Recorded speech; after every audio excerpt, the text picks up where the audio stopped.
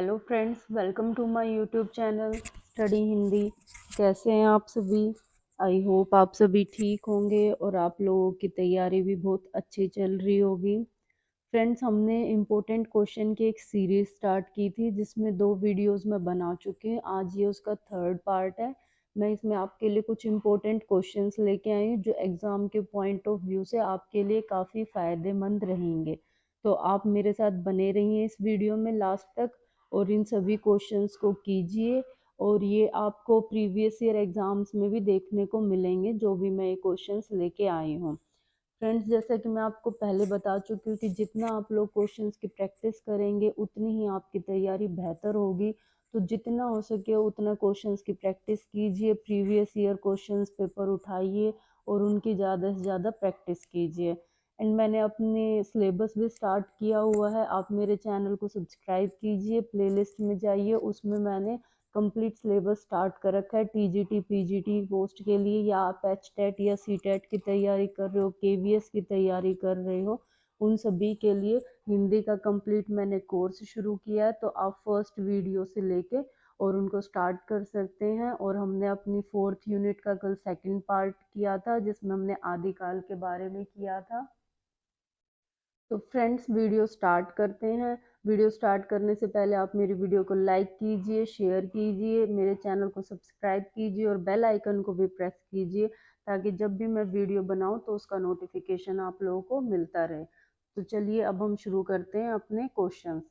तो इसमें सबसे फर्स्ट क्वेश्चन है कि इनमें से कौन सा युग्म सुमेलित नहीं है। यहाँ पर आपको 4 ऑप्शन दिए गए हैं जिसमें आपसे पूछा गया है कि इनमें से कौन सा है जो आपस में गलत है। जैसे यहाँ पे रचनाएं दी हैं और उनके रचनाकार दिए गए हैं। हमें उसमें से ये बताना है कि कौन सी रचना और उसका रचनाकार आपस में मेल नहीं है। तो सबसे फर्स्ट ऑप्शन आपको यहाँ पर दिया गया है चंद्र बरदाई और पृथ्वीराज रासो। सेकंड है दलपति विजय और खुमान रासो। थर्ड है नरपति नाहले और परमाल रासो। और फोर्थ है नहल सिंह भाट और विजयपाल रासो। फ्रेंड्स, मैं आपको यहाँ पर 1 मिनट का टाइम देती हूँ ताकि आप अपने जो भी मैं ये क्वेश्चंस करा रही हूँ इनके आंसर्स जो हैं वो आप साथ में लिखते जाइए। और फिर जब मैं इनको बताऊंगी इनके आंसर्स, फिर आप अपना देख सकते हैं कि आपका क्या स्कोर रहा है इन क्वेश्चंस में से। ये 10 क्वेश्चन है, आपको पता चल जाएगा इससे अपनी तैयारी का कि आपकी तैयारी कैसी है और आपको कौन से टॉपिक पे ज़्यादा ध्यान देने की ज़रूरत है। तो आई होप जिसको इसका आंसर पता होगा उसने इसका आंसर लिख लिया होगा। तो अब मैं इसका आंसर बता रही हूँ। इसका आंसर है आपका सी ऑप्शन। जो नरपति नाहल है इनकी जो रचना है वो परमाल रासो नहीं है, इनकी रचना है बीसल देव रासो। और जो हमारी परमाल रासो है ये है जगनीक की रचना। अब हम अपना नेक्स्ट क्वेश्चन देखते हैं। नेक्स्ट क्वेश्चन है हमारा इनमें से कौन सा युग्म सुमेलित नहीं है। इसमें आपको वही 4 ऑप्शन दिए गए हैं। सबसे पहला है डोला ढोला मारूरा दूहा जो कि कुशल लाभ जी की दी गई है। सेकंड है राउलवेल रोड़ा। थर्ड है वर्ण रत्नाकर विद्यापति। और फोर्थ है जय मयंक जस चंद्रिका मधुकर। तो आपको यहाँ 4 ऑप्शन दिए गए हैं। आप इसका आंसर लिखिए कि इसमें इसका आंसर कौन सा हो सकता है जो सुमेलित नहीं है। क्वेश्चंस पे ध्यान दिया कीजिए कि क्वेश्चन में पूछा क्या है, अच्छे से क्वेश्चन पढ़ना चाहिए। तो आई होप इसका आंसर आप लोगों ने लिख लिया होगा। तो मैं इसका राइट आंसर बता देती हूँ। इसका आपका राइट आंसर है वर्ण रत्नाकर विद्यापति। क्योंकि जो हमारी वर्ण रत्नाकर जो रचना है वो विद्यापति जी की नहीं है, वो है ज्योतिश्वर ठाकुर जी की। और विद्यापति की आप सभी जानते हैं उनकी रचना कीर्ति लता, कीर्ति पताका, विद्या वो पद्मावती, सॉरी, ये सब जो है हमारे विद्यापति जी की रचनाएं हैं। पदावली, पद्मावती नहीं, सॉरी, पदावली। पदावली जो है वो हमारे विद्यापति जी की रचना है। फ्रेंड्स, आगे जब मैं अपनी वीडियोस कराऊंगी उसमें आपको सारा डिटेल में, अब आदिकाल पे जो नेक्स्ट पार्ट बनेगा उसमें इन सब के बारे में बताया जाएगा। रचना जो भी रचनाकार है उनके बारे में और उनकी जो जो रचनाएं हैं उनके बारे में। तो आप प्लीज़ मेरे साथ बने रहिए और अपना जो मैं वीडियो लेके आऊँगी आदिकाल के ऊपर नेक्स्ट पार्ट, उसको ज़रूर देखिए। उसमें से बहुत सारे क्वेश्चंस पूछे जाते हैं, आपको हर एक जो भी रचना है, रचनाकार, सबके बारे में पता चल जाएगा और आप उन चीज़ों को 2 या 3 बार रिवाइज करोगे तो वो आपका आसानी से लर्न भी हो जाएंगे। अब हम अपना नेक्स्ट क्वेश्चन देखते हैं। नेक्स्ट क्वेश्चन है हमारा, पुष्प दंत की प्रबंध रचना है। यहाँ पर हमसे पूछा गया जो कि पुष्प दंत है उनकी रचना कौन सी है। तो यहाँ पे आपको 4 ऑप्शन दिए गए हैं। ऑप्शन है रिठेन मणिचर्यु, अन्य कुमार चर्यु, पयमचर्यु और भविष्यत कहा। तो कल ही मैंने जो क्लास ली थी उसमें मैंने ये कराया है पुष्प दंत की रचना कौन सी है। तो आप सब इसका राइट आंसर लिख लीजिए, फिर मैं आपको बताती हूँ कि इसमें से राइट आंसर कौन सा होगा। आई होप आप सबने इसका आंसर लिख लिया होगा। तो इसका आंसर है आपका अन्य कुमार चर्यु, यानी सेकंड ऑप्शन। जो अन्य कुमार चर्यु है वो हमारे पुष्पदंत की रचना है। मैंने जो कल पार्ट बनाया आदिकाल के ऊपर सेकंड पार्ट, उसमें मैंने ये कराया है। आप जाके वहां से इसको अच्छे से कर सकते हैं। पुष्पदंत की और भी जो रचनाएं हैं वो भी उसमें कराई गई हैं।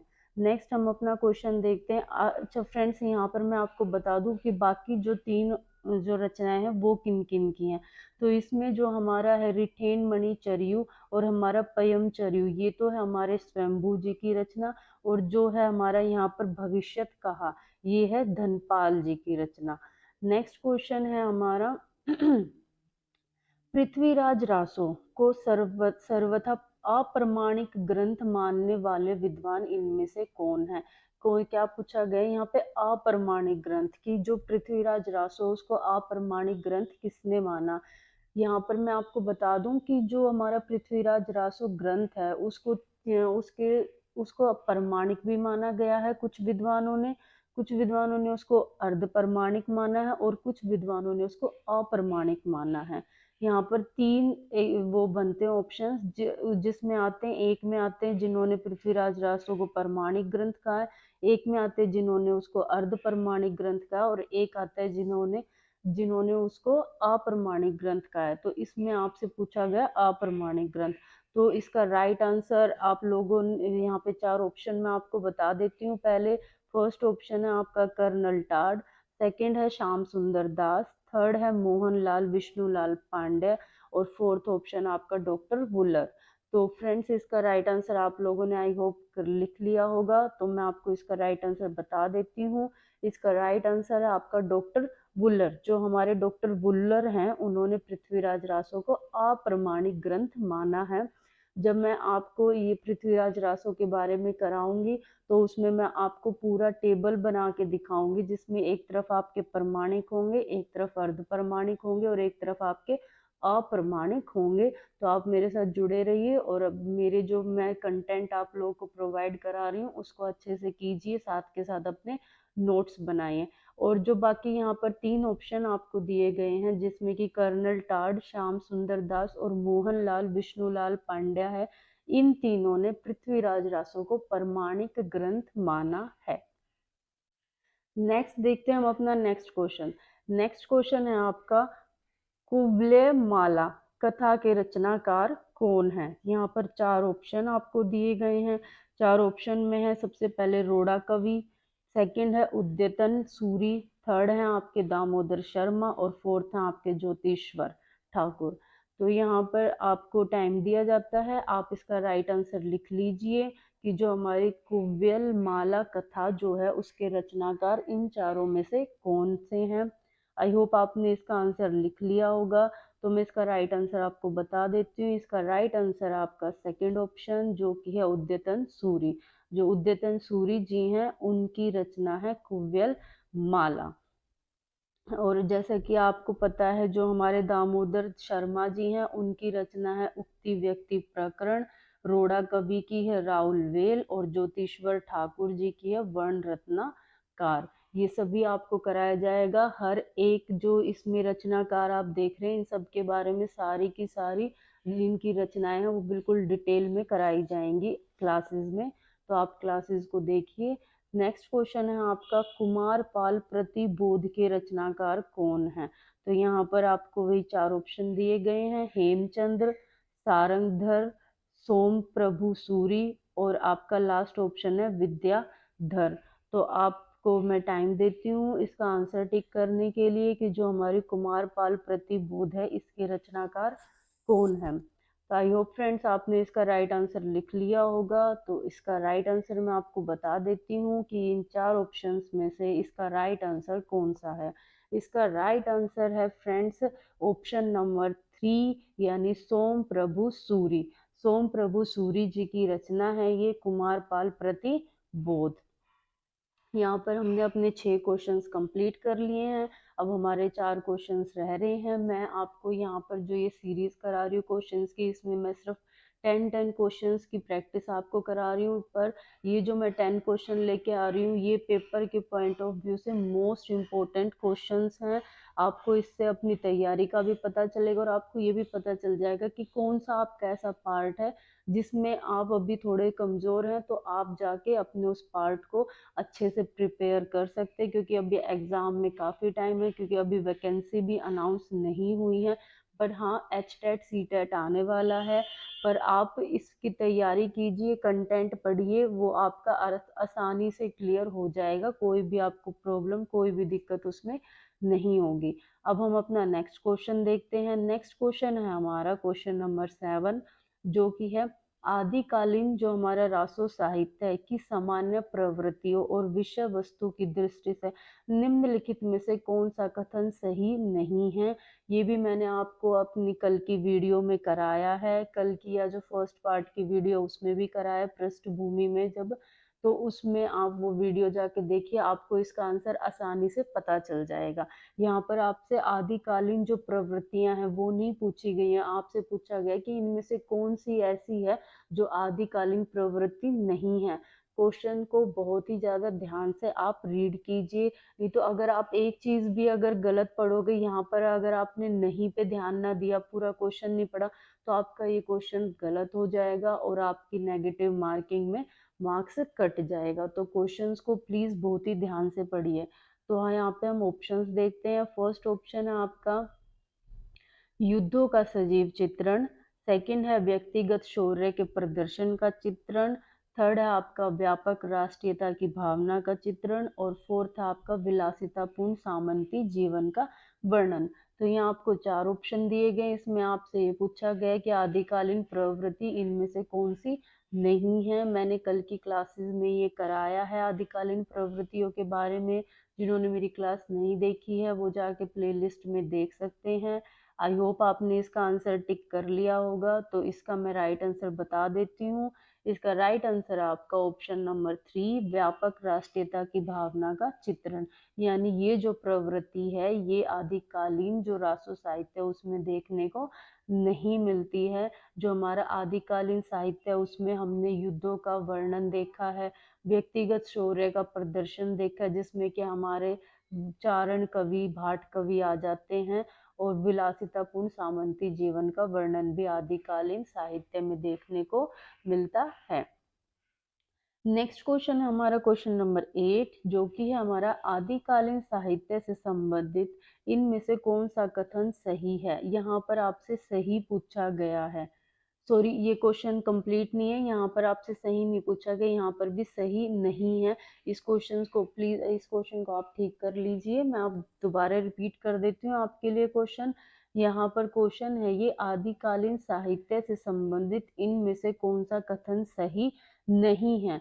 तो यहाँ 4 ऑप्शन आपको दिए गए हैं, जिसमें फर्स्ट आपका दोहा आदिकालीन अपभ्रंश साहित्य का प्रमुख छंद है। सेकंड, दोहा कोशों और चरिया गीतों की भाषा शैली में कोई अंतर नहीं है। थर्ड है आपका चरिया पद एक प्रकार के गीत होते हैं जो सामान्यतः अनुष्ठान के समय गाए जाते हैं। फोर्थ है आपका आदिकालीन बुद्ध सिद्धों ने दोहा कोशों के साथ साथ चरिया पदों की रचना भी की है। तो आई होप आपने इसके आंसर राइट लगा लिया होगा कि ये जो 4 ऑप्शन आपको दिए गए हैं उनमें से राइट आंसर कौन सा है, जिसमें कि आपसे पूछा गया है कि जो आदिकालीन साहित्य है उससे संबंधित इनमें से कौन सा नहीं है। तो मैं आपको इसका राइट आंसर बता देती हूँ अब। तो इसका राइट आंसर है ऑप्शन नंबर सेकंड, दोहा कोशों और चरिया गीतों की भाषा शैली में कोई अंतर नहीं है। ये इसका राइट आंसर है, क्योंकि जो हमारे दोहा कोश हैं और जो चरिया गीत है उनकी भाषा शैली में बहुत अंतर पाया जाता है। जब मैं आगे क्लासेस कराऊंगी तो इस टॉपिक पे भी उसमें डिटेल में आपको सारा कंप्लीट कराया जाएगा। नेक्स्ट अब हम अपना क्वेश्चन देखते हैं। नेक्स्ट क्वेश्चन है हमारा, इनमें से कौन सा युग्म सुमेलित नहीं है।